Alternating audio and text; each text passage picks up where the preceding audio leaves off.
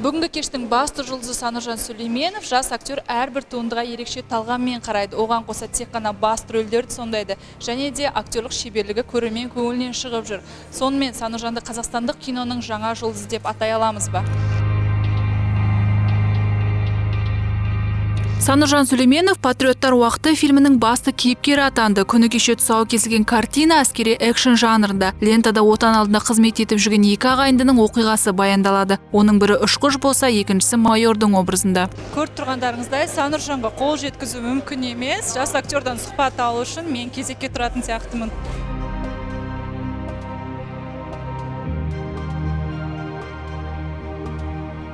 Байқаймын, фильмдерге таңдап түсесің, оның бір алға қоятын критерияларың бар ма өзіңнің? Көп түспеуге тырысам, өйткені өзімдік іштей бір кездерде болды, өзім кинода айтар нәрсем бітті ма, энергетический де сондай бір сезім болды. Одан кейін Ресейге кеттім, өзімді сынадым. Сөйтіп жылына бір рет болсын, 2 жылға бір рет болсын шықсам, меніңше іштей бір энергияны жинақтап шығаратындай. Сол дұрыс сияқты. Әйтпесе ол дегенің жай ғана ақша жинау болады өнер емес. Ал «Время патриота» фильмі сені несімен қызықтырды? Өте масштабты проект болды, өте көп CGI болды. Өмірімде бірінші рет қазақ фильм студиясында жасыл экранда жұмыс істедік. Естіді, операцияға қатысыпсың. Жігіттер қалай? Бәрі жақсы. Сануржанның фильмдегі туған ағасын Данияр Алшынов сомдайды. Тыңшы майордың кейпіне енген актерге көбіне төбелес сахналары берілген. Қайырлы кеш, премьерамен құттықтаймыз. Таныстыра кетсеңіз. Шарифбек Закиров, актер, болашақта режиссер, Мәскеуде оқиды. Менің жан досым. Көптеген туындыға таңдап талғап түсесіз. Бұл фильм сізді несімен қызықтырды? Фильм очень, наверное, необычный для Казани, потому что были попытки, конечно, снимать экшен, но в данном случае, я думаю, подход к экшену был очень такой основательный. Изначально были сделаны сцены под график, поэтому я думаю, что это будет, в плане экшена, это будет прорыв для казахстанского кино.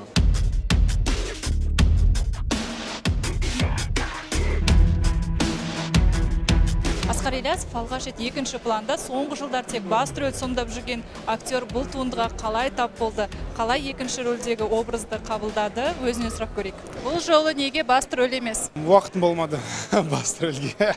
Бірақ шақырту алдың ба? Иә, шақырту алдым. Уақыт болмағандықтан екінші пландағы образға келістің бе? Келістім, әрине. Біле білсек тек басты рөлдерде сомдайсың. Екінші пландағы актер ретінде қалай сезіндің өзіңді? Ой, қызық, басқаша екен, бір түрлі.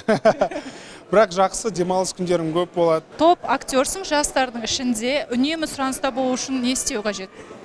Үнемі сұраныста болу үшін тоқтамай жұмыс істеу керек, спортпен айналысу керек, медитация, кітап оқу керек. Өзіңнің қатарластарың ішінен қандай актерді мойындайсың? Данияр, Ансар және Жандос Айбасов болсыншы, Жандос.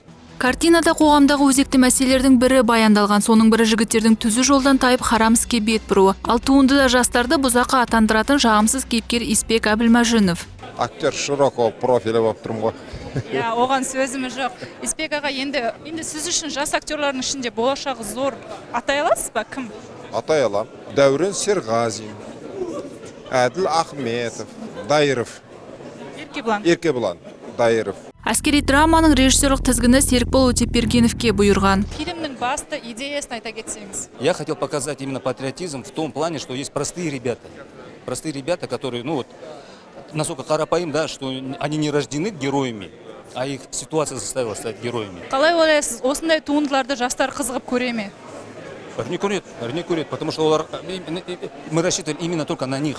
Фильм тамашаладыңыз, көрермен ретінде кино көңіліңізден шықты ма? На моей памяти это первое кино, снятое в Казахстане, по крайней мере, которое я увидел, на таком мощном эффектном уровне снято. Оскар, Сануржан, Данияр — это вообще актеры, фанатом которых я являюсь. Фильм тамашаладық, өте ұнады. Енді осыдан кейін осындай патриотический кинолар Қазақстанда көп болады деп ойлаймын, и комедиялар кішкене азаяды деп. Өте керемет.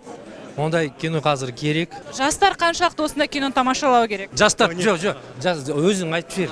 Жастар не тұр ғой. Вот такой монтаж, он очень сильный. И я хочу, чтобы вы ходили на такое кино. Лентаны алғаш болып өнер өкілдері ғана емес, әскери мамандар да тамашалап өз бағасын берді. Я не скажу, что это прям шедевр, потому что, безусловно, продюсеры, режиссеры и актеры замахнулись на очень большое вот такое вот, ну, как можно сказать, поле.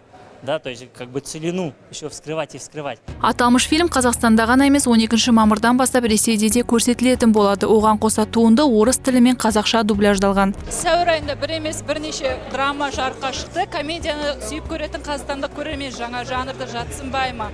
Оны алдағы уақытта кассалық табыс көрсетер. Ал мен сіздерге «Время патриотов» фильмін көруге кеңес беремін.